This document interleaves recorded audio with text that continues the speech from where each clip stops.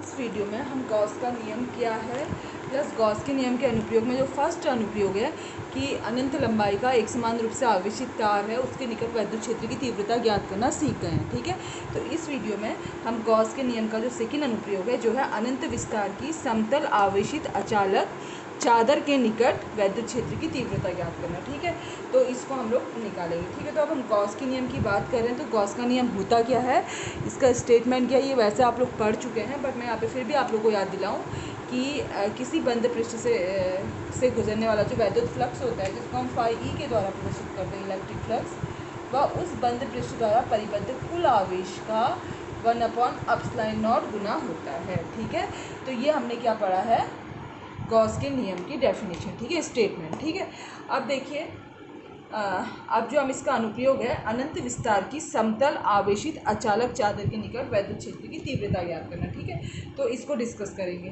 तो देखिए जो हमने पहले जो हमको दिया गया पहले हम उसको देखते हैं कि सबसे पहले अनंत विस्तार की समतल आवेशित अचालक चादर। ठीक है, तो सबसे पहले हम एक अचालक चादर बनाएंगे जो कि अनंत विस्तार की होगी। ठीक है, तो देखिए माना कि एक अनंत विस्तार की समतल आवेशित अचालक चादर है। ठीक है, जिसका जो पृष्ठीय आवेश घनत्व या फिर सरफेस चार्ज डेंसिटी है वो सिग्मा है। ठीक है, सरफेस चार्ज डेंसिटी मतलब एकांक क्षेत्रफल पर वितरित आवेश की मात्रा अर्थात sigma equal to Q upon A होता है। ठीक है, तो इस चादर का जो सरफेस चार्ज डेंसिटी है वो हमने मान ली सिग्मा है। ठीक है, अब सबसे पहले क्या करना है कि हमने इस चादर से ये देखिए आर दूरी पर, ये देखिए आर दूरी पर कोई बिंदु पी है।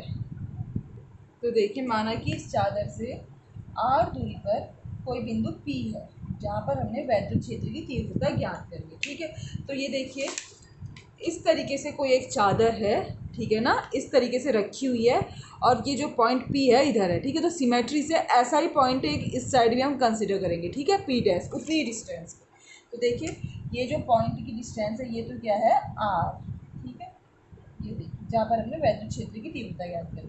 तो इसी की सममिति से सिमेट्री से हम एक पॉइंट देखिए ये पी डैश भी इसके पीछे चादर के पीछे की ओर, तभी मैं इसको देखिए लाइन इस तरीके से भेजते होगा इसको, ये पॉइंट पी डैश कंसिडर कर दिया। ठीक है, मतलब देखिए क्या होगा, ये चादर रखी होगी तो ये इस तरीके से एक पॉइंट पी इधर है एक पॉइंट पी डैश इधर होगा। ठीक है, इस तरीके से हमने कंसिडर कर लिया। अब हम क्या करेंगे, हम जानते हैं कि जिस भी पॉइंट पे हमने विद्युत क्षेत्र की तीव्रता ज्ञात करनी है तो उससे होकर गुजरता हुआ हम एक गॉसियन पृष्ठ कंसिडर करते हैं। ठीक है, तो फर्स्ट केस में क्या था, जब अनंत लंबाई का एक समान आवेशित तार था तो उसमें जो हमने गॉसियन पृष्ठ कंसिडर किया था तो वो क्या था, एक बेलन था। ठीक है, इस तरीके से हमने एक बेलन लिया था जो कि तार को इस तरीके से घेरे हुआ था। ठीक है, इस केस में जो हम गॉसियन पृष्ठ कंसिडर करेंगे वो क्या होगा, इस बिंदु पी और पी डैश से होकर गुजरने वाला एक बेलन ही होगा, लेकिन इस केस में इस तरीके से नहीं होगा, इस तरीके से होगा। ठीक है, क्योंकि हम गॉसियन पृष्ठ हमेशा ऐसा कंसिडर करते हैं जो कि उन बिंदुओं से होकर गुजरे जहाँ पर हमने विद्युत क्षेत्र की तीव्रता ज्ञात करनी। ठीक है, तो यदि मैं इस तरीके से गॉसियन पृष्ठ कंसिडर करूँगी तो ये बिंदुओं से होकर नहीं गुजरेगा, इसलिए मैं इस तरीके से एक बेलन कंसिडर करूँगी जो कि इस चादर से गुजरेगा इस तरीके से। ठीक है, इसको भेदता हुआ इस तरीके से निकल जाएगा। देखिए इस तरीके से एक पॉइंट इसमें यहाँ लाई करेगा और एक इसके पीछे साइड। ठीक है, तो देखिए ये हमने एक गॉसियन पृष्ठ कंसिडर कर लिया। ठीक है, तो ये जो मैं डॉटेड लाइन दिखा रही हूँ इसका मतलब ये क्या है कि ये क्या है, इससे इसको भेदता हुआ अंदर को निकला हुआ है। ठीक है, और ये पॉइंट पी है और ये पी डैश है। ठीक है, तो सबसे पहले हमने क्या किया, जो हमको क्वेश्चन में दिया था हमने आवेशित समतल चादर बना ली, उसके बाद हमने उस पर पॉइंट पी का पी डैश कंसिडर कर लिया जहाँ पे हमने विद्युत क्षेत्र की तीव्रता याद करनी और उन बिंदुओं से होकर गुजरता हुआ हमने गॉसियन पृष्ठ कंसिडर कर लिया। और बेलन हमने तिरछा क्यों कंसिडर किया ये आप लोग समझ सकते हैं, क्योंकि गॉसियन पृष्ठ इस तरीके से कंसिडर करना है कि वो उन बिंदुओं से होकर गुजरे जहाँ पर हमने विद्युत क्षेत्र की तीव्रता ज्ञात करनी है। ठीक है, अब तीसरा काम क्या है कि सबसे पहले हम क्या करेंगे कि ये जो गॉसियन पृष्ठ है इसमें हम क्षेत्रफल अवयव ले लेंगे। ठीक है, तो ये देखिए अगर हम बेलन की बात करें तो इसमें एक तो ये वक्राकार पृष्ठ हो गया, उसके अलावा दो ये समतल पृष्ठ हो गए। ठीक है, और बेलन हमने इसमें इस तरीके से कंसिडर किया है कि जो चादर है, जो समतल पृष्ठ हैं बेलन के, वो चादर के समांतर है। देखिए ठीक है, इस तरीके से समांतर है। ठीक है, तो देखिए अब सबसे पहले हम एक एक एलिमेंट्री क्षेत्रफल अवयव इन जो समतल पृष्ठ हैं इसमें कंसिडर कर लेते हैं। ठीक है, तो देखिए माना हमने एक छोटा सा एलिमेंट्री पार्ट, देखिए छोटा सा क्षेत्रफल अवयव ले लिया मैं पी को थोड़ा शिफ्ट कर दूं ताकि हमारे डायग्राम में कोई दिक्कत ना हो। देखिए एक छोटा सा क्षेत्रफल अवयव ले लिया, ठीक है, और जिस देखिए और क्षेत्रफल अवयव क्या है, एक सदिश राशि है क्षेत्रफल, और जिसकी दिशा इस क्षेत्रफल पर खींचे गए अभिलंब की ओर होगी, ठीक है। और मैंने मान लिया कि ये जो क्षेत्रफल है ये ए है, ठीक है। प्रत्येक जो ये देखिए जो समतल पृष्ठ है उसका क्षेत्रफल ए है, ठीक है। इस तरीके से मैंने मान लिया, ठीक है। तो अभी मैं बाकी जगह दिखाने की बजाय सिर्फ एक जगह दिखाती हूँ ताकि हमारे डायग्राम में ज़्यादा दिक्कत ना हो, ठीक है। तो ये देखिए ये जो समतल पृष्ठ है इसका क्षेत्रफल ए है, क्योंकि एक समान है तो हर पृष्ठ का क्षेत्रफल ए ही होगा, ठीक है, समतल पृष्ठ का। तो अब देखिए इस पृष्ठ, सपोज मैं इसको ए पहला पृष्ठ बोल दे रही हूँ, ठीक है, A1 बोल दे रही हूँ, ठीक है। तो जो A1 पृष्ठ है इसके लिए जो क्षेत्रफल अवयव DA1 हो गया। और देखिए जो धनावेशी चादर है, ठीक है, और हम जानते हैं कि अगर हम धनावेश में वैद्युत क्षेत्र की तीव्रता की दिशा दिखाएंगे तो त्रिज्यता बाहर की ओर होगी, ठीक है। तो अगर मैं इसमें वैद्युत क्षेत्र की दिशा दिखाऊंगी तो ये देखिए इस तरीके से ई वेक्टर हो गई, ठीक है, ये DA वेक्टर और ई वेक्टर। और यहाँ पे मैंने थोड़ा सा अलग करके, ठीक है, अंतर करके दिखाया, लेकिन वास्तव में यदि हम इनको प्रदर्शित करेंगे, देखिए ये ई वेक्टर की दिशा होगी, ठीक है, और इसी तरीके से इसी के ऊपर अच्छा ये देखिए इस तरीके से, ये देखिए, और ये होगी DA वेक्टर। इस तरीके से हम दिखाएंगे वेक्टर को, ठीक है। तो इस ये देखिए किस तरीके से दिखाएंगे ये DA1, ठीक है। तो यहाँ पर देखिए कोण भी हम लिख लेते हैं। यहाँ पर जो कोण होगा ई, क्योंकि जो थीटा होता है वो क्या है, ई और DA के बीच का कोण, तो थीटा इस केस में 0 डिग्री होता है, ठीक है। अब इसी प्रकार से देखिए ये देखिए इस तरीके से वेक्टर है ना, तो दोनों के बीच में जो कोण बन रहा है वो क्या है, 0 डिग्री का है। इसी प्रकार से एक क्षेत्रफल अवयव हमने यहाँ भी ले लिया इस पृष्ठ में, ठीक है, पी डैश को यहाँ भी हम थोड़ा सा शिफ्ट कर देते हैं, ठीक है, सॉरी, देखिए पी डैश, और इस क्षेत्रफल को मैंने मान लिया कि माना ये क्या है A2, ठीक है, ये क्षेत्रफल है A2, ठीक है।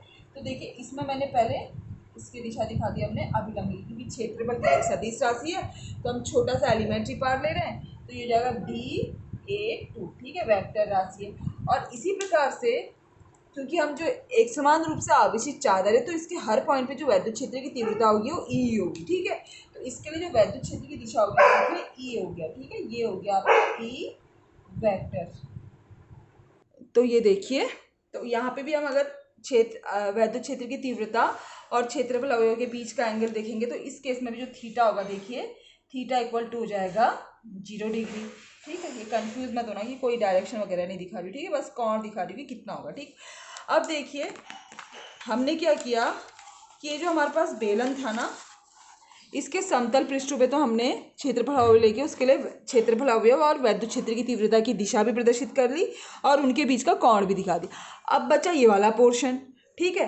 तो इस पोर्शन में देखिए, अब हम इसको यहाँ पे बनाते भी हैं, देखिए ये वाला जो पोर्शन है एक छोटा सा क्षेत्रफल अवयव हमने यहाँ भी ले लिया, और इस पर जो वैद्युत क्षेत्र की तीव्रता होगी देखिए ये क्या होगा, तो देखिए वक्राकार पृष्ठ पे हमने एक क्षेत्रफल अवयव, ठीक है, माना कि ये पृष्ठ हमने A3 ले लिया, ठीक है। तो वक्राकार ये देखिए ये पृष्ठ हमने A3 ले लिया, तो वक्राकार पृष्ठ पर जो क्षेत्रफल अवयव की दिशा होगी देखिए इस क्षेत्रफल पर खींचे गए अभिलंब की दिशा, ठीक है, DA1, ठीक है।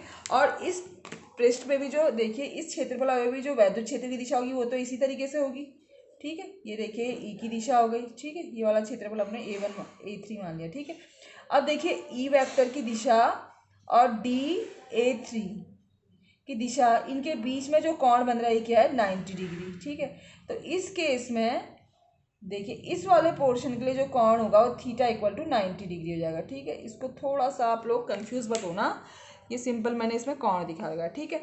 तो अब हम क्या करेंगे, देखिए हमने इस बेलन के जो हमने गॉसियन पृष्ठ कंसिडर किया है इसके हर पॉइंट में, इसके हर पृष्ठ पे हमने क्षेत्रफल अवयव ले लिया, इस पृष्ठ पे भी, इस पृष्ठ पे भी, इसको मैंने A1 माना, इसको A2 और इसको A3, ठीक है, ये वक्राकार पृष्ठ को A3। तो प्रत्येक पृष्ठ पे मैंने क्षेत्रफल अवयव ले लिया, प्लस मैंने उसमें वैद्युत क्षेत्र की तीव्रता की दिशा भी और क्षेत्रफल अवयव की दिशा भी प्रदर्शित करके उनके बीच का कोण भी लिख दिया, ठीक है। अब चूंकि इस डायग्राम को अगर आप लोग अच्छे से समझ जाते हैं उसके बाद कुछ भी नहीं है, हमको सिंपल क्या करना है कि जो हम वैद्युत फ्लक्स की डेफिनेशन जानते हैं, जिसके अनुसार हम जानते हैं कि किसी बंद पृष्ठ से गुजरने वाला जो वैद्युत फ्लक्स होता है जिसको हम फाई के द्वारा प्रदर्शित करते हैं, वो क्या होता है, वैद्युत क्षेत्र की तीव्रता तथा क्षेत्रफल अवयव के अदिश गुणन के बराबर होता है, ठीक है। ये हम सिंपल, अभी हमने गॉस की प्रमेय का यूज़ नहीं किया, अभी हम सिंपल वैद्युत फ्लक्स की डेफिनेशन लगा रहे हैं, ठीक है। तो अब यहाँ पे देखिए, अब यदि हम जो फर्स्ट पृष्ठ है ये वाला, ठीक है, A1 से गुजरने वाला फ्लक्स निकालेंगे तो ठीक है, तो छोटे से क्षेत्रफल अवयव से गुजरने वाला फ्लक्स निकालने पहले हम, तो डी फाई ई, ठीक है, डी फाई तो आप लोग समझ जाएंगे, तो मैं सिंपल डी फाई वन लिख लेंगे, ठीक है, D phi one equal to हो जाएगा E dot D A one, ठीक है। और हम जानते हैं कि ई डॉट डी का फॉर्मूला क्या होगा कि E D A cos theta, ठीक है। अब यहाँ पे डी ए वन है तो डी ए वन आ जाएगा, ठीक है। और देखिए थीटा इक्वल टू, इस केस में क्या है, थीटा इक्वल टू पहले जो बंद पृष्ठ जो छोटा सा जो ये समतल पृष्ठ है A1, इससे गुजरने वाला जो वैद्युत फ्लक्स है, ठीक है, तो वो डी एफ आई वन है। तो यहाँ पे जो ई और डी ए के बीच का कोण है वो क्या है, 0 डिग्री है, तो थीटा इक्वल टू 0 डिग्री है। तो यहाँ से हमने ई इक्वल टू लिख दिया डी फाई वन लिख दिया E D A one cos 0 degree. और हम जानते हैं कि कॉस 0 का मान कितना होता है, कॉस 0 का मान होता है 1, ठीक है। तो यहाँ से हमारा आ गया ई इंटू डी ए वन, ठीक है, ये आ गया आपका डी फाई वन। तो जो फर्स्ट पृष्ठ है A1, ठीक है, इससे गुजरने वाला वैद्युत फ्लक्स हमने निकाल दिया ई डी ए वन, ठीक है। ये तो हमने पहले वाले पृष्ठ के लिए ले लिया। अब जो क्षेत्रफल अवयव है, जो पृष्ठ है, जो समतल पृष्ठ है A2, इससे गुजरने वाला फ्लक्स निकालेंगे तो D phi two equal to E dot D A two, ठीक है। ये देखिए सेम प्रोसेस है, तो ये हो जाएगा E D A two cos theta, theta इनके बीच का एंगल है, तो ये आ जाएगा एंगल क्या आ जाएगा, E D A two cos 0 degree, और कॉस 0 का मान हम 1 जानते हैं, तो ये आ जाएगा ई डी ए टू, ठीक है। ये भी हमने निकाल दिया, A1 से गुजरने वाला फ्लक्स निकाल दिया, A2 से गुजरने वाला फ्लक्स निकाल दिया। अब बचा A3, मतलब ये जो वक्राकार पृष्ठ है, ठीक है, ये देखिए अब ये वाले वक्राकार पृष्ठ से गुजरने वाला फ्लक्स निकालना है, ठीक है। तो ये भी क्या है, सिंपल सा, देखिए अब A3 से हम निकालेंगे तो D phi three equal to आ जाएगा E dot D A three, ठीक है। तो देखिए ये आ जाएगा वेक्टर आ जाएगा यहाँ पे ई D A three cos theta, और या इस केस में थीटा इक्वल टू 90 डिग्री है, तो ये आएगा ई D A three cos 90 degree. और अब तो आप लोग को अच्छे से याद हो गया होगा कि कॉस 90 का मान 0 होता है, ठीक है। तो 0 से हम किसकी मल्टीप्लाई करेंगे तो 0 ही आना है, ठीक है। तो देखिए समीकरण 1, समीकरण 2 और समीकरण 3, ठीक है। इन तीनों इक्वेशनों में हमने जो बेलन था उसके तीनों पृष्ठों में एक एक छोटा छोटा सा क्षेत्रफल अवयव लिया और उनसे गुजरने वाला वैद्युत फ्लक्स निकाल लिया, ठीक है। अब हम पूरे गॉसियन पृष्ठ से गुजरने वाला वैद्युत फ्लक्स निकालेंगे, जिसको हम फाई के द्वारा प्रदर्शित करेंगे। देखिए तो पूरे गॉसियन पृष्ठ में हमने जितने भी क्षेत्रफल अवयव ले रखे हैं, तो उनसे गुजरने वाला जो वैद्युत फ्लक्स होगा डी फाई इक्वल टू कितना हो जाएगा, डी फाई ई से लिख दे रही हूँ मैं इसको, हो जाएगा D phi one plus D phi two plus D phi three, ठीक है। तो ये हो जाएगा D phi E equal to, अब मैंने मान रखने, देखिए डी फाई वन का मान मैंने समीकरण 1 से रख दिया E D A one, plus D phi two का मान मैंने समीकरण 2 से रख दिया ई डी ए टू, ठीक है, प्लस डी फाई थ्री का मान मैंने समीकरण 3 से रख दिया जो आ गया 0, ठीक है। तो बस अब सिंपल कैलकुलेशन है, तो देखिए इसको हम सॉल्व करेंगे तो ये आ जाएगा D phi E equal to E D A one plus E D A two, ठीक है। जो D A one D A two इससे कन्फ्यूज मत होना, पूरा क्षेत्रफल A1 था, छोटा सा पार्ट लिया, छोटा सा पार्ट डी ए वन का मान है कि छोटे से पार्ट का क्षेत्रफल की बात कर रहे हैं, ठीक है। अब देखिए अब हमने गॉसियन पृष्ठ में जितने भी क्षेत्रफल अवयव लिए थे उनसे नेट हमने वैद्युत फ्लक्स, गुजरने वाला वैद्युत फ्लक्स निकाल दिया। अब हमको तो इस पूरे गॉसियन पृष्ठ से गुजरने वाला वैद्युत फ्लक्स चाहिए ना, इस पूरे से गुजरने वाला, ठीक है। तो हम क्या करेंगे, इसको इंटीग्रेट कर देंगे, ठीक है। तो संपूर्ण गॉसियन पृष्ठ से गुजरने वाला जो वैद्युत फ्लक्स होगा, जिसको हम फाई के द्वारा प्रदर्शित करेंगे, वो हो जाएगा इंटीग्रेशन डी फाई ई, ठीक है। तो अब हम इसमें डी फाई का मान रख देंगे, तो integration D A one plus E into D A two, ठीक है।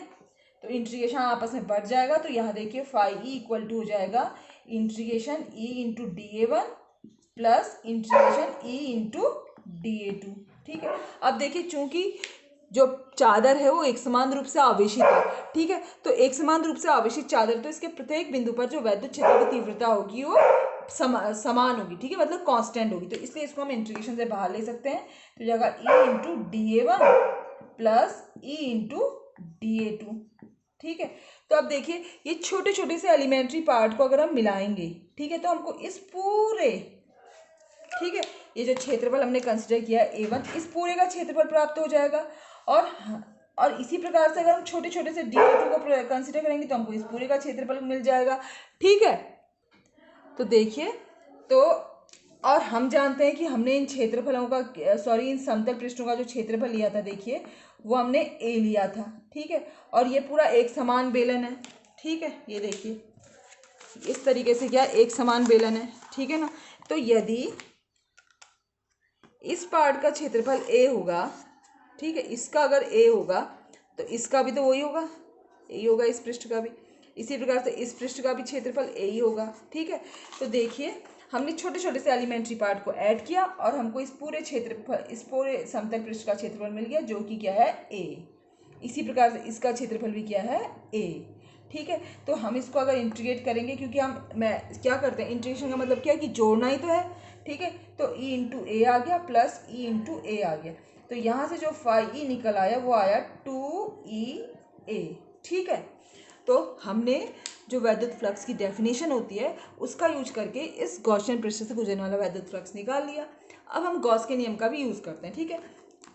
तो देखिए गॉस के नियम से, देखिए गॉस के नियम से हम जानते हैं, के नियम से, ठीक है, हम जानते हैं कि किसी भी बंद पृष्ठ से होकर गुजरने वाला जो वैद्युत फ्लक्स होता है उस बंद पृष्ठ द्वारा परिबद्ध कुल आवेश का 1/ε0 गुना होता है, ठीक है। ये स्टेटमेंट है, हम कब से पढ़ते आ रहे हैं, ठीक है।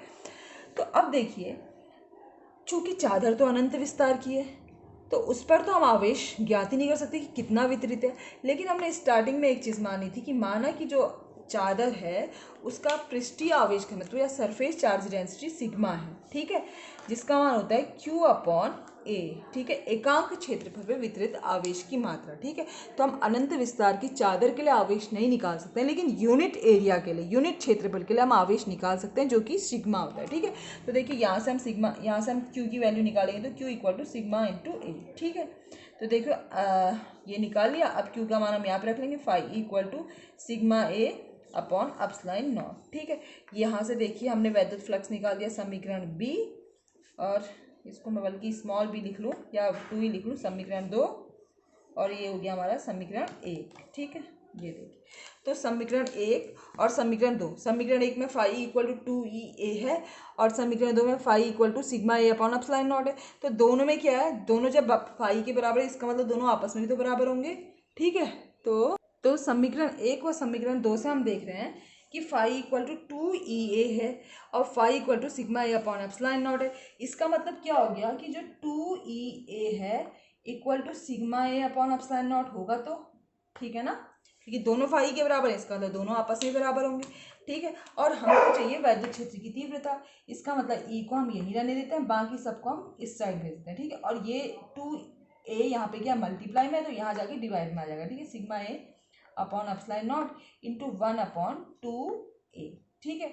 अब देखिए अंश में और हर में ये A है तो ये एक दूसरे से कैंसिल हो जाएंगे, तो यहाँ से जो वैद्युत क्षेत्र की तीव्रता आएगी E equal to sigma upon 2 epsilon naught, ठीक है। ये हमारा अनंत विस्तार की समतल आवेशित अचालक चादर के निकट वैद्युत क्षेत्र की तीव्रता आ गई, ठीक है। अब सबसे इंपॉर्टेंट चीज़ यहाँ पे इस फॉर्मूले में हमने देखना है कि देखिए इस फॉर्मूले में R नहीं आ रहा है, ठीक है। मतलब R क्या है कि इस समतल जो आवेशित प्लेट है इससे उस बिंदु की दूरी जहाँ पर हमें वैद्युत क्षेत्र की तीव्रता ज्ञात करनी है, ठीक है।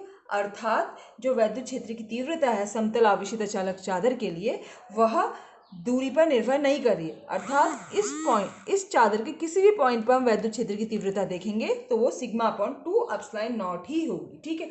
अब एक चीज़ देखिए, ये चूंकि धनावेशित प्लेट है तो वैद्युत क्षेत्र की तीव्रता का परिमाण तो हमने निकाल दिया, इसकी जो दिशा होगी वो क्या होगी, इस प्लेट से त्रिज्यता बाहर की ओर होगी, ठीक है। ये ऑब्वियस ही बात है कि धनावेश है तो उससे बाहर की ओर होगी। लेकिन यहीं पे यदि हम ऋणावेशित प्लेट लेते तो उसके लिए जो वैद्युत क्षेत्र की तीव्रता की दिशा होती वो त्रिज्यता अंदर की ओर होती, ठीक है। तो बस इसमें इतना सही है, बाकी इसको प्रैक्टिस कीजिएगा, टफ बिल्कुल भी नहीं है, तो मज़े से पढ़िएगा, ठीक है। Thank you.